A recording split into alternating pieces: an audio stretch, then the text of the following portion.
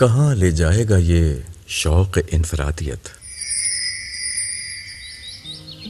آج کل لوگوں کو نت نئے اور منفرد نام رکھنے کا شوق بلکہ خپت ہو گیا ہے۔ یہ شوق اس قدر بڑھ گیا ہے کہ اگر کوئی اپنے بچے کا نام پرانے ناموں سے رکھتا ہے تو شبہ ہوتا ہے کہ اس نے یہ نام اس کے عدم استعمال کی بنا پر رکھا ہے۔ نام پرانا ہے تو کیا ہوا، منفرد تو ہے۔ نئے نام رکھنے کے سلسلے میں بعض اوقات لطیفے بھی پیش آ جاتے ہیں۔ مثلاً کسی کے بارے میں سنا کہ انہوں نے اپنی دختر نیک اختر کا نام فارا رکھا۔ نام بلا شبہ نیا، خوبصورت اور مختصر ہے، مگر بدقسمتی سے اس کے معنی چوہیا کے ہوتے ہیں۔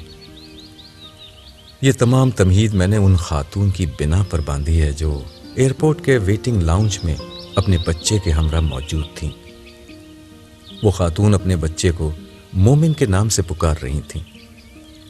مجھے نام اور اس کی معنویت پر کوئی اعتراض نہیں، بلکہ اس سے تو ان کے جذبہ ایمانی کا اظہار ہوتا تھا۔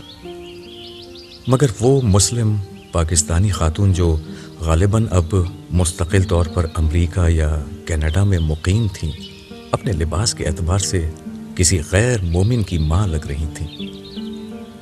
ایمان کا ایسے لباس سے کوئی ملاپ نہیں۔ مومن خواتین کا ڈریس کوڈ تو مومنوں کے رب نے اصول کی حد تک خود طے کر دیا ہے۔ جسے دیکھنا ہو سورہ نور میں دیکھ لے۔ ابو یحییٰ۔